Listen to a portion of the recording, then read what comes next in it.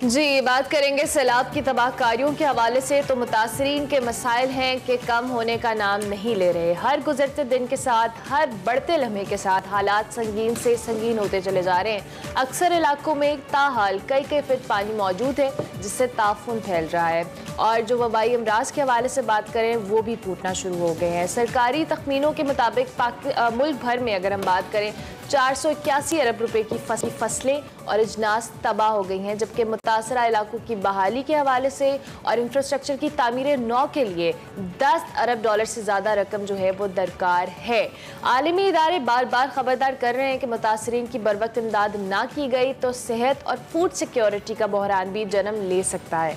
अदाकारा Angelina Jolie भी मुतासरा इलाकों के दौरे पर हैं। उन्होंने भी पाकिस्तान के लिए दुनिया भर से डू मोर का मुतालबा करते हुए खबरदार किया है कि पाकिस्तानी सैलाब दुनिया के लिए एक वेकअप कॉल है। एग्जैक्टली अगर मुतासरीन की फौरी इमदाद न की गई तो बच जाने वाले भी नहीं बचेंगे। एंजेलिना ने ऐसा भी कहा, कल उनको ब्रीफ भी किया गया था हमारा जो सेंट्रल कोऑर्डिनेटिंग यूनिट है वहाँ पे। दूसरी जानिब अक़वाम मुत्तहिदा की जो जनरल असम्बली है, इसका इजलास न्यूयॉर्क में जारी है। आप सबको मालूम है आलमी रहनुमाओं की जानिब से पाकिस्तान की इमदाद की ताउन की यकीनदानियाँ तो कराई गई हैं, कराई जा रही है मुसलसल। आज इट्स एन इम्पॉर्टेंट डे चूँकि शहबाज शरीफ साहब प्राइम मिनिस्टर पाकिस्तान खिताब करेंगे और दुनिया को आगाह करेंगे अपने तौर पर कि किस तरीके से सैलाब ने तबाह किया है सिंध को, पंजाब को, पाकिस्तान को।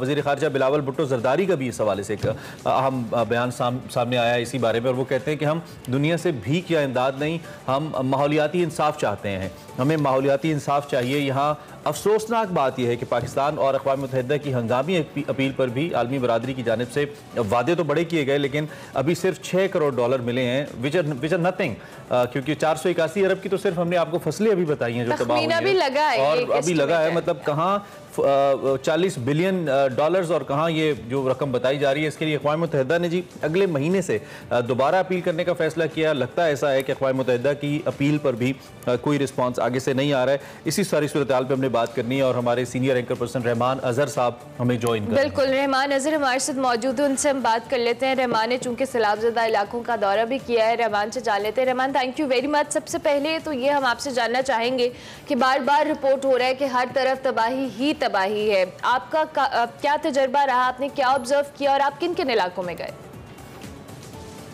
अब देखिए, सिंध के अंदर मुख्तलिफ इलाकों में जहाँ पर हम गए हैं, ऐसा लगता है कि सिंध का जो फ्लड है इस वक्त पाकिस्तान में वो फोकल पॉइंट होना चाहिए, क्योंकि ये इलाके जहाँ पर हम गए हैं, दादू है, लाड़काना है, खैरपुर है, कमर, शहदादपुर, नसीराबाद, ये वो तमाम डिस्ट्रिक्ट्स हैं और जो सैलाब से बहुत बुरी तरह से मुतासर हुए हैं। और इसमें ये सैलाब वाली जो सूरत हाल है, यहाँ पर बारिशें भी हुई हैं और फिर ओवरफ्लो भी, जिसको हम कहते हैं ना दरियाई सैलाब या नालों का सैलाब भी वहाँ पर है। और ये सूरत हाल कमोबेश 1 महीने से है। अब जितना वक्त गुजरता जा रहा है, सूरत हाल बेहतर होने की बजाय वो अबतर होती जा रही है, क्योंकि लोग वहाँ पर सड़कों के किनारे बैठे हुए हैं, खेमे किसी को मिला है, किसी को नहीं मिला है। अपनी मदद आपके तहत वो कहीं ना कहीं से अपना खाना पीना तो कर रहे हैं, लेकिन वो जितनी देर तक इस तरह से बैठे रहेंगे छत के बगैर और उनके जो गांव हैं, उनके घर हैं, वो पानी के अंदर हों, तो ये सूरत हाल मजीद खराब होती जाएगी। बहरहाल सूरत हाल वहाँ पर बड़ी तशवीशनाक है और मेरा ख्याल है कि बहुत ही हंगामी बुनियादों पर इस वक्त सिंध के मुख्तलिफ इलाकों में जो सैलाब की सूरत हाल है उससे निपटने की जरूरत है। जी, चूंकि आप रिलीफ कैंप्स का जिक्र कर रहे हैं, तो कितने रिलीफ कैंप्स हैं जो कायम हुए हैं? और ये सवाल तो बहुत टिपिकल है, बट आप चूंकि होके आए हैं, आपकी आंख जो देख के आई है वो हमारी आंख नहीं देख सकती। हम चाहते हैं कि आपकी मालूमात से हम फायदा उठाएं। कितना रिलीफ मिल रहा है? इमदादी सरगर्मियां कितनी तसल्ली बख्श हैं आपके ख्याल में? देखिए, रिलीफ कैंप आप 2 तरह के हैं। एक तो वो हैं जो फलाई तंजीमों ने वहाँ पर हमने देखा बनाए हुए हैं, दूसरा सरकारी रिलीफ कैंप्स भी हैं। ये लोग पहले स्कूलों के अंदर बैठे हुए थे, लेकिन अब क्योंकि ये अरसा बड़ा लंबा होता जा रहा है, अभी इनके इलाकों से पानी उतरने का कोई आसार भी नजर नहीं आ रहे, तो फिर इनको हुकूमत ने अपने जो कैंप, जो खेमा बस्तियां हैं, वहाँ पर इनको जो है वो मूव कर दिया। तो पहले ये वहाँ पर थे, अब ये सरकारी कैंपों के अंदर हैं, फलाही तंजीमों के कैंपों के अंदर हैं। लेकिन इमदादी सरगर्मियाँ, स्केल इस डेवस्टेशन का, इस डिस्ट्रक्शन का इतना ज़्यादा है कि इमदादी सरगर्मियाँ इस वक्त हो रही हैं, जो की जा रही हैं, वो ऐसा लगता है वो नाकाफी हैं, क्योंकि डिस्प्लेसमेंट देखिए, यहाँ पर एक चीज समझने की जरूरत है कि ये जो सैलाब है, बारिशें हुई, इससे डिस्प्लेसमेंट बहुत बड़ी तादाद में हुई है। और ये डिस्प्लेसमेंट कोई एक जिले के अंदर नहीं हुई, 2 जिलों के अंदर नहीं हुई। सुबह सिंध के 20 से ज्यादा अजला हैं जहां पर जो लोग हैं वो डिस्प्लेस हुए। तो डिस्प्लेसमेंट बहुत बड़ी तादाद में, और मेरा ख्याल है इमदादी सरगर्मियों का स्केल इतना ज्यादा है कि हुकूमत कुछ कर ले, ये फलाई तंजीमें कुछ कर ले, इस सब के बावजूद जो इमदादी आप कह रहे हैं कि रहमान डिस्प्लेसमेंट तो बड़े पैमाने पे हुई है और इस हवाले से ऑब्वियसली चीज़ें मैनेज करना भी एक चैलेंजिंग टास्क है। दूसरी जानिब हेल्थ रिलेटेड इशूज़ के हवाले से भी हम बात करें, वबाई अमराज इधर इन इलाकों में फूट रहे हैं। लोग डेंगू के हवाले से बात करें, मच्छरों के काटने से, सांपों के डसने से इफेक्ट हो रहे हैं। सेहत से रिलेटेड कोई कैंप लगाया गया है या इस हवाले से कोई इकदाम किए जा रहे हैं? देखिए, वबाई अमराज यकीनन वहां पर फैल रहे हैं क्योंकि पानी वहां पर अब तकरीबन 1 महीना हो गया है। बारिशों का सिलसिला तो उससे पहले शुरू हुआ था, लेकिन जो लास्ट स्पेल बारिशों का है वो कुछ 26 अगस्त के करीब उसके बाद बारिशें खत्म हुई हैं। तो पानी जो वहां पर खड़ा है वो बहुत देर से खड़ा है। पहले 2-4 दिन तो ये पानी शायद मसला नहीं था, लेकिन अब वो पानी वहां पर ताफून भी फैला रहा है। फिर वहां पर अब मच्छरों की बहुत ज्यादा बहुतात हो गई है। आप यकीन कीजिए, रात को इन इलाकों में जहां पर ये कैंप लगे हुए हैं और जहां पर पानी है, वहां पर मच्छर इस कदर ज्यादा है कि वहां पर खड़ा होना जो है मुश्किल होता है। फिर ये सिर्फ लोगों का मसला नहीं है, इन लोगों की लाइवलीहुड क्या है, वो इनके जानवर और मवेशी। हमने कुछ इलाकों में देखा कि लोग जो है वो, उनको मच्छरदानियां तो नहीं मिली, वो लोग रात को लकड़ियां जलाते हैं और अगर आप किसी सड़क से गुजरे तो वहां पर धुआं ही धुआं होता है। ये लोगों के पास वाहिद एक तरीका बचा है मच्छरों से निपटने का, लेकिन इस सब के बावजूद वबाई अमराज वहां पर फैल रहे हैं और उससे खवातीन और मर्द तो हो रहे हैं मुतासिर, लेकिन सबसे ज्यादा जो खतरा है वो इन इलाकों में बच्चों को है, क्योंकि बच्चे शायद अपना उस तरह से डिफेंस या उस तरह से केयर नहीं कर पाते। तो ये जो स्किन डिजीज है ये सबसे ज्यादा वहां पर बच्चों के अंदर हो रही है, जिसमें और इसके अलावा डेंगू है, गैस्ट्रो के मरीज सबसे ज्यादा वहां पर आ रहे हैं। और इसमें एक बड़ा मसला इन इलाकों के अंदर यह है कि जो बुनियादी सेहत का निजाम था, जो हेल्थ इंफ्रास्ट्रक्चर था, वो तो मुकम्मल तौर पर तबाह हो गया। जो DHU से बड़े अस्पताल हैं कुछ शहरों के, वो भी पानी के अंदर आ गए। जिस तरह से ये मेहड़ है या खैरपुर नाथन शाह है, ये शहर पूरे के पूरे डूब गए, तो इनके अस्पताल भी डिसफंक्शनल हो गए। जो बड़े शहर हैं वहां तक लोग पहुंच नहीं पाते और वहां पर भी अस्पतालों के ऊपर बहुत ज्यादा एक दबाव है। लोग पेशेंट्स मुसलसल आ रहे हैं, रोजाना की बुनियाद पर सैकड़ों पेशेंट्स वहां पर रिपोर्ट होते हैं। तो ये दोनों चीजें मिलकर एक बहुत बड़ा एक हेल्थ क्राइसिस वहां पर आबादी के लिए यू कैन अंडरस्टैंड। बिल्कुल बिल्कुल, आपसे भी ये बात हो रही है, इससे पहले भी जितनी रिपोर्ट्स हम तक पहुंची ऐसी है। अच्छा, इसमें गवर्नमेंट का मैकेनिज्म बड़ा इंपॉर्टेंट होता है और वसाइल अगरचे के महदूद है, मसाइल अगरचे के बहुत ज्यादा है, लेकिन उसके बावजूद लोकल एडमिनिस्ट्रेशन जो है, क्योंकि हमारे पास कोई लोकल बॉडी सिस्टम तो है नहीं रहमान, लोकल एडमिनिस्ट्रेशन का बड़ा काम भी हो सकता है और उससे काम लिया भी जा सकता है। क्या ये लोकल एडमिनिस्ट्रेशन आपको मुतासर इलाकों में काम करती नजर आती है और मुतासर इलाकों में हुकूमती कारकर्दगी आप उससे मुतमईन है? बीइंग जर्नलिस्ट, क्या देखा है आपने?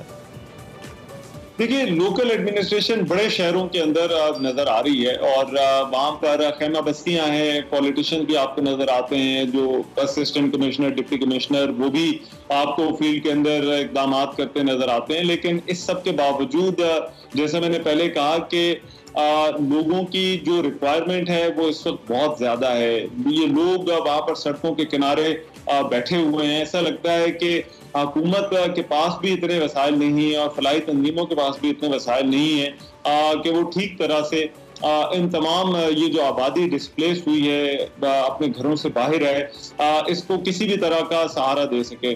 और ये जैसे जैसे वक्त गुजरता जा रहा है तो इंतजामिया का काम और ज्यादा मुश्किल होता जा रहा है, सियासतदानों का काम और ज्यादा मुश्किल होता जा रहा है। देखिए, अगर ये हफ्ता 2 हफ्ते की बात होती और उसके बाद ये घरों में चले जाते तो शायद सूरत हाल हमें ये देखने को ना मिलती, लेकिन अभी भी ऐसा महसूस हो रहा है कि वहां पर कम से कम कई माह लग जाएंगे इन इलाकों से, खास तौर पर जिस तरह से ये मेहड़ का इलाका है, खैरपुर नाथन शाह का इलाका है, कंबर, शहजादकोट, इन इलाकों से पानी अब खुद ही ड्रेन होगा क्योंकि जमीन की सकत खत्म हो चुकी है।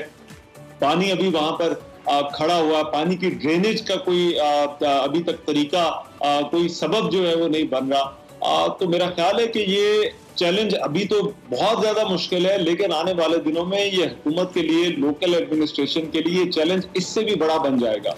बिल्कुल ठीक है। अच्छा रहमान, ऑब्वियसली जिन इलाकों का आप जिक्र भी कर रहे हैं, यहाँ पे बड़े तारीखी मकामात भी हैं और ये कल्चरल एतबार से बड़ा रिच एक इलाका है। आपने इन इलाकों का विजिट भी किया, कितना नुकसान पहुंचा है इन तारीखी मकामात को? देखिए, सिंध बहुत पुरानी तहजीब है, यहाँ पर बहुत सारे आसार हैं। हमारा जो कल्चरल और हिस्टोरिकल हेरिटेज है वो इन इलाकों में है। उसको इन बारिशों से खतरा भी है और नुकसान भी हुआ है। मिसाल के तौर पर हम कोटडीजी गए, वहाँ पर बहुत पुराना किला है मीर्स का, उसको वहाँ पर पानी खड़ा रहा, वहाँ पर कोटडीजी के इतराफ में अभी तक पानी खड़ा हुआ है। फिर हम मोहनजोदड़ो गए, मोहनजोदड़ो में भी बारिशें हुई और उसके आसपास पानी खड़ा हो गया, लेकिन वहां पर इंतजामिया का ये कहना था कि उन्होंने कोशिश करके पानी तो वहां से ड्रेन कर लिया है, लेकिन इस सैलाब की वजह से कुछ हिस्से को वहां पर भी नुकसान हुआ है। तो ये सैलाब जहां पर हमारी आबादियों के लिए खतरा है, लोगों के लिए खतरा है, वहीं पर ये हमारी तारीख के लिए, हमारी सकाफत के लिए भी एक बहुत बड़ा खतरा है। और इस हवाले से जो है वो हमने अपने प्रोग्राम में भी हाईलाइट करने की कोशिश की है, वो साइट जो है वो दिखाने की कोशिश की है मोहनजोदड़ो की, जहां पर ये बारिशों की वजह से नुकसान हुआ है, और वहां पर जो कंजर्वेटर हैं उनसे भी हमने इस हवाले से बात की। तो फिलहाल तो हर तरह की कोशिश उनके मुताबिक की जा रही है कि इस साइट को मजीद कोई नुकसान ना पहुंचे। ख्वाजा साद रफ़ीक इस वक्त मीडिया से बातचीत कर रहे थे, आपको इस बारे में आगाह करते रहेंगे। हम बात कर रहे थे सैलाब के हवाले से और senior anchor person Rahman Azhar चूँकि हमारे साथ है। रहमान, एक तो आपने बड़ा अच्छे से हाईलाइट किया इस वक्त जो सूरत हाल है। इन दी एंड चूँकि आपने जो सूरत हाल में वंस अगेन कहूँगा देखी है, वो शायद हम यहाँ पर बैठ के एक्सप्लेन नहीं कर सकते या कैमरा नहीं दिखा सकता। तो चूँकि आप वहाँ पर गए हैं, जो मुखय्यर हजरात हैं जिनकी मदद से ये सब कुछ पॉसिबल है, आप उनको कुछ कहना चाहेंगे जो आपने ऑब्जर्व किया उसके देखने के बाद? देखिए, ये मुखय्यर हजरात को इमदाद के लिए अभी आगे आना चाहिए। वहाँ पर राशन का मसला है, लोग पका पकाया खाना किसी जगह पर पहुँच रहा है, लेकिन लोग ये ज़रूर कह रहे हैं कि अगर उन्हें राशन मिल जाए तो वो अपना खाना पीना और इसका बंदोबस्त कर सकते हैं। लेकिन मेरा ख्याल है सबसे ज़्यादा इन इलाकों के अंदर ज़रूरत है कि ये जो पानी है उसको ड्रेन करने के लिए कुछ किया जाए। नाले जो है वो ओवरफ्लड हुए, बारिशों का पानी वहां पर वैसे का वैसे खड़ा है, फसलें वहां पर तबाह हो गई हैं, लेकिन ये तमाम की तमाम चीजें बाद में आती हैं। सबसे पहली जरूरत यह है कि ये पानी को ड्रेन किया जाए, इन शहरों से पानी को निकाला जाए, क्योंकि एक दफा ये लोग घरों में वापस चले जाएंगे या अपनी जगह पर जाकर बैठ जाएंगे तो फिर उसके बाद इनका काम आसान हो जाता है, कोई अपना घर रीबिल्ड करना शुरू कर देता है। Thank you very much Rahman, आप हमारे मौजूद थे। रहमान अज़हर हमारे सीनियर एंकर पर्सन आज हमें बता रहे थे सैलाब के हवाले से कि वहाँ पे जो सूरत हाल देखिए। मुखय्यर हजरात से भी रिक्वेस्ट करें कि जो लोग हैं अपनी इस्तिताअत के मुताबिक हेल्प कर सकें। हमें